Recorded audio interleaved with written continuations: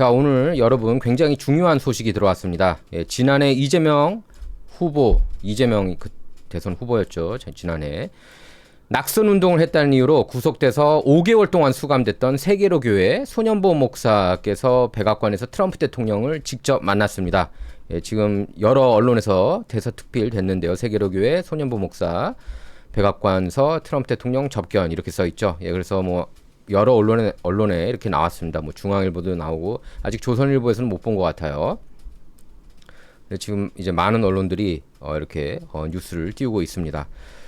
굉장히 의미심장한데요. 이 미팅 자체가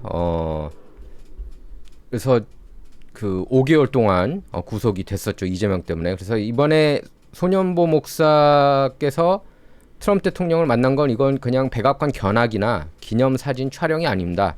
예, 손현보 목사 측하고 그러니까 손현보 목사 측에 따르면 목사님 측에 따르면은 현지 시각 8월 7일 그러니까 오늘이죠. 저는 사실 제가 이제 여러분께 말씀드릴 수 있는 거는 제가 사실 이제 이틀 전에 소식은 들었어요. 예, 오늘 그러니까 동부 시각으로 오후 2시 정도에 만날 거라고 그렇게 그 소식통을 통해서 들었는데요. 예, 그래서 그리고 또 그 장남인 손영광 교수께서 LA에 얼마 전에 오셨었습니다. 그래서 원래 저랑도 원래 미팅을 하기로 돼 있었는데 그때 하여튼 그 동생분이 좀 컨디션이 안 좋아가지고 좀 그때 미팅이 연기가 됐습니다. 그래서 어쨌든 이날 부인 이영래 사모님 그리고 장남 손영광 교수 차남 손찬송 이렇게 함께 백악관을 방문했고요. 트럼프 대통령하고 1시간 동안 환담했습니다. 그래서 이 자리에는 백악관 신앙 사무국 제니콘 국장하고 팔라 화이트 수석고문. 팔라 화이트 너무나 유명하시죠?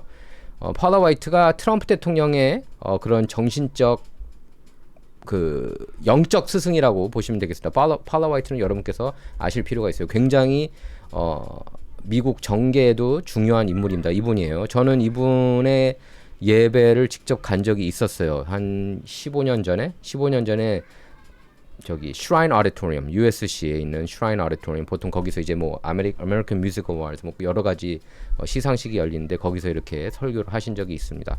저도 이제 이분이 그때 워낙에 화제가 돼가지고 뭐 트럼프 대통령하고 그때 둘이 친분이 있기 전에 예 보통 이제 그 멤버들이 대부분 흑인이 많았어요. 백인 금발 목사님이심에도 여성 목사님이심에도 불구하고 어쨌든 팔라 화이트 수석고문 그리고 미국 보수 기독교계에 굉장히 영향력이 있죠. 람 머코이 목사 같은 경우에는 찰리 커크가 자기의 개인적인 목사님이라고 그렇게 밝히기도 했습니다. 그래서 한국에도 갔었죠. 람 머코이 목사가 세계로 교회 거기서 이제 인연이 돼가지고 트럼프 대통령하고 연결이 된 것 같습니다. 아무래도 람 머코이 목사님이 이제 팔라 화이트 목사님을 잘 알고 팔라 화이트 목사님은 바로 트럼프 대통령하고 이렇게 직통이 되니까요. 팔라 화이트 목사님은 제가 작년에도 뵀네요. 생각해보니까 작년에 CPEC에서 그때 박주현 변호사하고 팔라 화이트 목사님을 봤었습니다. 근데 그때 박주현 변호사님은 그 팔라 화이트가 누군지 몰랐고 예, 제가 그때 이제 그 바로 알아보고 인사를 했는데 예, 아무튼 그랬습니다. 그래서 뭐 아니 진작에 알려주지 그랬냐고 그때 박 변호사가 그랬는데요. 너무 찰나라서 예. 그래서 어쨌든 손 목사는 트럼프 대통령이 직접 백악관 내부를 안내하고 가족을 따뜻하게 환대했다는데요. 이렇게 여러 가지 주제에 관해서 서로 의견도 이렇게 주고 받았다고 그럽니다. 그래서 손현보 목사께서 여기 그 영상도 이렇게 올리셨어요. 보니까 손현보 목사가 여기 한번 보도록 하겠습니다. 손현보 목사님이 이제 트럼프 만나고 나서 그 직후에 이렇게 세계로 교회 그 유튜브 채널을 통해서 영상을 올렸는데요. 잠깐 보고 오도록 하겠습니다. 여기는 워싱턴 DC에 있는 백악관입니다. 방금 백악관에 들려서 트럼프 대통령과 면담을 하고 이렇게 나왔습니다. 저희 가족을 초청해준 백악관에도 진심으로 감사를 드립니다. 저희들은 7월 13일부터 한 달 동안 미국을 방문 중이었습니다. 이번 주간 한 주간 동안에 미국의 여러 기관들을 돌면서 여러 사람들을 만나고 또 정치인들, 상원 의원들 이런 분들과의 대담들을 통해서 또 우리의 관심사에 대해서 이야기를 나누었습니다. 저는 7월 13일부터 지금까지 미국의 주요 목사님들을 만나서 또 집회도 하고 대화도 하고 이렇게 한 달 동안을 지내게 됐는데 모든 것이 하나님의 은혜입니다. 여러분, 우리 자유 대한민국이 여러 면에서 어려움을 당하고 있지만은 우리의 성도 여러분들과 또 우리 모든 국민들이 힘을 합쳐서 우리 자유를 지켜나가야 될 줄로 믿습니다. 자유 대한민국 화이팅! 네. 이렇게 메시지까지 아주 좋은 메시지 남기셨는데요. 이게 막 그 트럼프 대통령하고 만난 직후입니다. 바로 직후에 이렇게 영상을 올리신 거예요.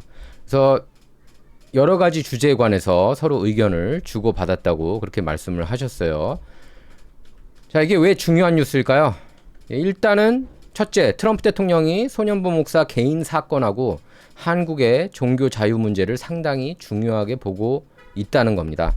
이렇게 만나는 거는 쉽게 만나주지 않아요, 대통령이. 굉장히 중요한 사안이기 때문에 만난 겁니다. 그래서 한국 상황이 굉장히 중요하구나, 교계 탄압 심각하구나, 그렇기 때문에 만난 겁니다. 분명히 아셔야 돼요.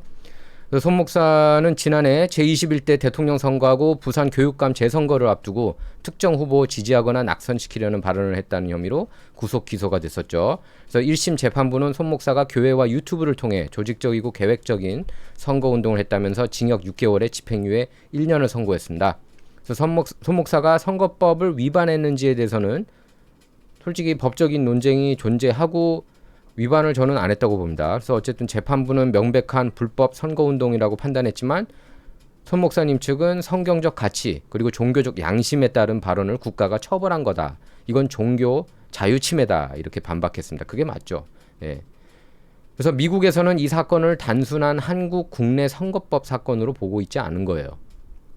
미국 보수 기독교계는 손 목사가 정치적, 종교적 신념을 표현했다는 이유로 이렇게 장기간 구속됐다고 판단했고 이건 잘못된 거다. 그렇기 때문에 제이디 밴스 부통령이 김민석을 얼마 전에 만나가지고 압력 넣은 거 아니겠습니까? 빨리 풀라고.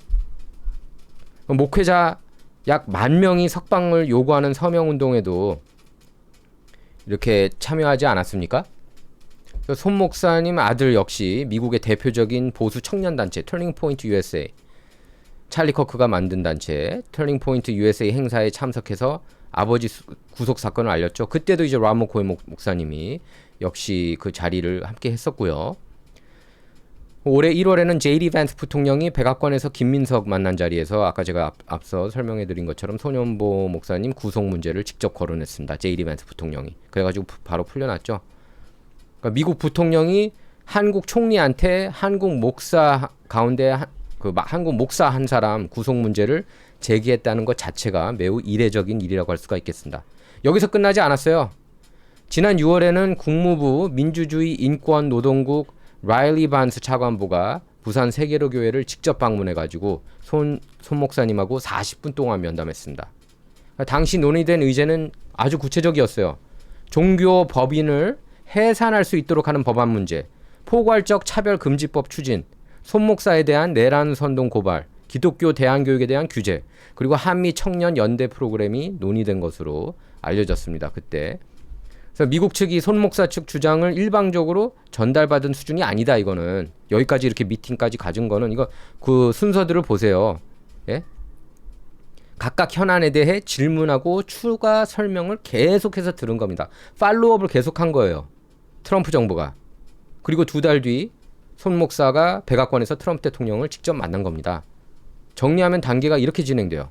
미국 기독교계 구명운동이 시작됐고 손 목사 가족이 미국의 사건을 알렸습니다. 터닝 포인트 USA 통해서. 이어서 제이디 밴스 부통령이 김민석한테 문제를 제기했어요. 국무부 인권 담당 고위 관계자가 손 목사를 직접 면담했습니다. 그리고 마침내 트럼프 대통령이 손 목사님 가족을 백악관으로 초청해가지고 1시간 동안 오늘 대화를 나눈 겁니다. 동부 시각으로 오후 2시에서 3시까지 그렇게 미팅한 걸로 알고 있어요. 저도 이틀 전에 이 소식을 듣긴 했지만 제가 그 방송에서 내보내진 않았어요.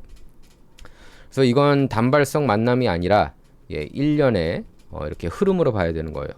특히 트럼프 행정부는 종교 자유를 단순한 국내 신앙 문제가 아니라 미국 외교 정책의 핵심 가치 가운데 하나로 다루고 있습니다. 굉장히 중시해요. 트럼프 대통령이 기독교 건드는 거. 크리스티애니티 사우스 아프리카에서 거기 흑인 리더들이 백인 크리스찬들을 탄압한다고 해가지고 거기 백인 크리스찬들을 미국에 이렇게 데려오지 않았습니까? 그리고 탄압하는 장면들을 영상으로 보여줬고요. 그거 한국 언론들은 대부분이 다 엉터리 가짜 뉴스라서 그게 또 가짜 뉴스라고 영상을 트럼프 대통령이 직접 보여줬는데, 예? 교계 탄압, 크리스찬 탄압을, 예? 아프리카에서 하고 있다는 걸 보여줬는데 그게 가짜 뉴스라고 그렇게 보도를 했죠. 한국에서는. 미국의 일부 좌파 언론들도 그렇고. 근데 그만큼 이제 중시를 하고 있습니다. 기독교 이슈에 대해서. 그리고 찰리 커크도 트럼프 대통령이 이제 그렇게 사랑했던 찰리 커크가 1등 공신 아닙니까? 트럼프 대통령 당선에 있어서 찰리 커크 자체도 기독교를 굉장히 중시하는 친구였고, 다 그렇죠. 뭐 트럼프 대통령을 지지했던 그 텃밭 베이스가 기독교라고 할 수가 있겠습니다. 미국도 마찬가지예요. 그러니까 미국의 진짜 기독교 신자면은 트럼프 대통령을 지지하지 않을 수가 없습니다. 저는 그렇게 봐요. 예. 민주당을 지지할 수가 없어요. 트랜스젠더 이런 거 신처럼 떠받드는 당을 어떻게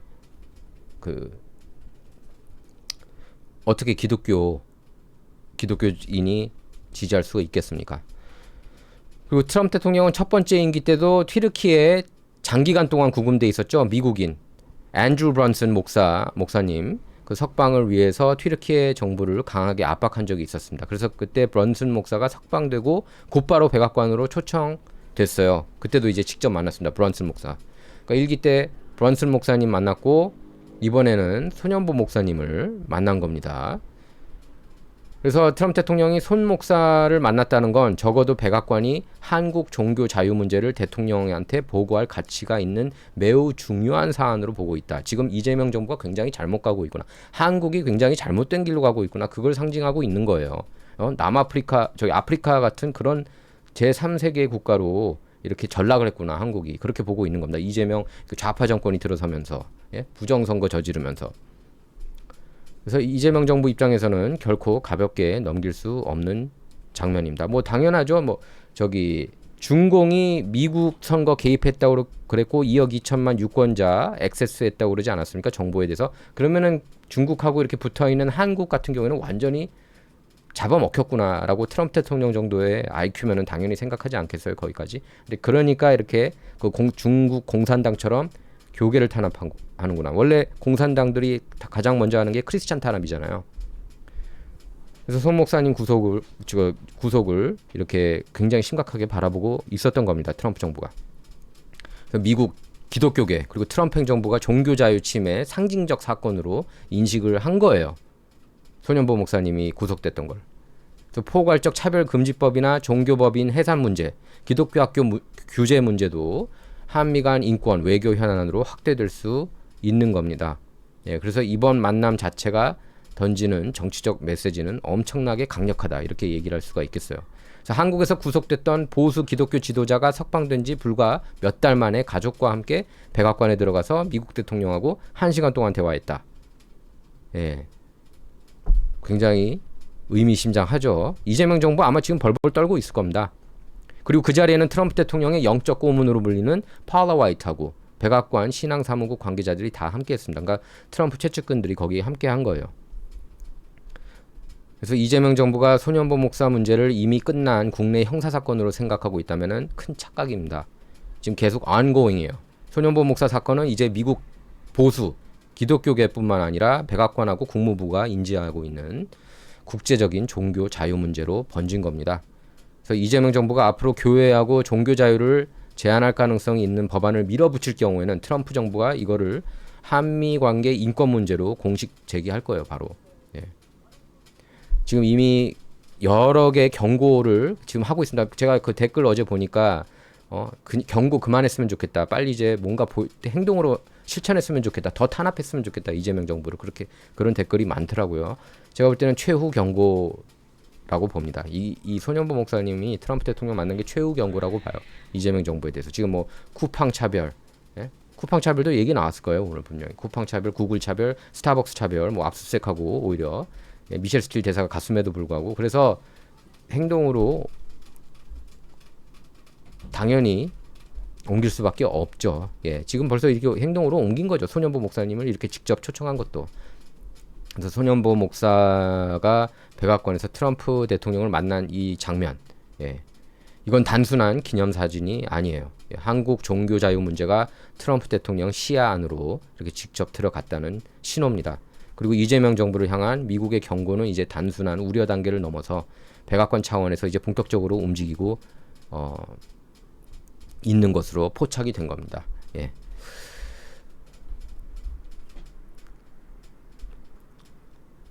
예, 너무 의미 있죠. 예, 여러분께서 이렇게 너무 의미 있네요. 대박 대박. 예, 현지타임 이렇게 해주셨고 사진 찾아보니까 진짜 만났네요. 아, 진짜 만나죠. 제가 진실정치 통해서 여러분께 알려드리는 뉴스는 다 진짜입니다. 제 방송 보시면 여러분께서는 아실 거예요. 제가 그렇다고 뭐 마냥 뭐 우파 트럼프 대통령한 뭐 우파 진영에 유리한 뉴스만 골라서 여러분한테 전하다 이런 것도 아니라는 거 여러분께서 너무나 잘 알고 계실 겁니다. 저는 360도 예? 거의 30년 동안 미국 정치 이렇게 지켜보면서 그 베테랑 저널리스트 그 식견으로 여러분께 뉴스를 전해드리는데 당연히 이거 확인이 된 거죠. 예. 자, 그래서 뭐 여러 가지 이슈들에 대해서 나눴다고 하는데요. 아마 한국에도 이렇게 이제 트럼프 대통령이 곧 가지 않을까 그런 생각까지 해보게 되고요. 또 트럼프 대통령이 이제 그 이재명 정부 상대로 저는 관세를 세게 때릴 것 같습니다. 아마 이 첫 번째 행동이 일단은 관세로 좀 세게 두들겨서 혼내고, 예, 그런 다음에 이제 차차 추가적인 제재를 가할 거라고 봐요. 지금 벌써 한국이 거의 뭐 북한 수준 같은 나라 되지 않았습니까? 지금 이재명 정부가 하는 짓거리 보면은, 예, 그 북한도 말 안 들어가지고 온갖 제재 가했잖아요. 미국이 사실상 유엔하고 같이 했지만 미국이 제재를 이끈 거죠. 그런 식으로 가는 거죠, 뭐. 예. 자, 일단 다음 뉴스로 넘어가기 전에, 근데 일단은 제가 볼 때는 트럼프 대통령이 칠 때 기습적으로 할 것 같아요. 예, 항상 기습적으로 뉴스 사이클이 다 이렇게 끝나가고 잠잠할 때 한 방씩 때리거든요. 보면은 모든 국가 상대로도 그렇고, 예, 이재명 정부 상대로도 그렇게 접근할 것 같습니다. 자, 다음 뉴스 넘어가기 전에, 예, 진실정치는 여러분의 후원을 통해서 운영이 되고 있습니다. 여러분의 소중한 후원은 더 좋은 콘텐츠 제작과 진실을 알리는데 사용됩니다. 예, 여러분께서 이게 많이 신나하는 것 같네요. 마두로도 기습적으로 침. 전시안의 음모님. 맞아요. 예. 트럼프 대통령이 북한하고도 만날 것 같습니다. 예, 트럼프는 북한과 협상 중일까요? 이화주님이 물어보셨는데, 저는 아마 누가 그랬죠? 중간선거 끝나고 만날 거라고. 내년 정도에 만날 가능성이 있다고 그렇게 얘기를 하고 있죠. 지금 벌써 어제 원정 출산 금지법 행정명령 서명하지 않았습니까? 트럼프 대통령이 벌써 11월. 그러니까 일부러 중요한 사안들 가끔씩은 첫 해 안 때리고 두 번째 해, 그것도 중간선거 다가올 때 때릴 때가 많습니다. 원정 미국 그러니까 출생 시민권 그걸 금지시키려고 했는데 그게 실패했죠. 연방 대법원에서 위헌이라고 판결 내려가지고. 그래서 이번에는 어제 행정명령 내린 거는 원정 출산. 특히 이제 한국에서 많이 하고 중국에서 많이 하거든요. 너무 많이 해요. 한국에서 솔직히 까놓고. 예. 다 여기에 유학생들이 원정 출산, 뭐 유학생까지는 얘기할 수는 없지만 어쨌든 휴가를 일부러 출산 타이밍에 맞춰서 나오고 그런 경우 많아요. 보면 한국에 정말 많아요. 근데 이제 그걸 금지시키는 거고, 유학생들이 애들 낳아도 이제는 시민권을 못 받을 수 있습니다. 뭐 일단 이 이슈도 분명히 연방 대법원까지 올라갈 거예요. 벌써 ACLU 이런 데서는 소송 걸 거라고 하기 때문에 무효 소송을. 그래서 트럼프 대통령이 이렇게 이 소년보 목사님 만난 것도 이것도 그냥 단순히 한국 이재명 정부만 겨냥한 게 아니라 전 세계를 향해서 보여준 픽처라고 할 수가 있겠습니다. 교계 이렇게 탄압하지 말라고. 예.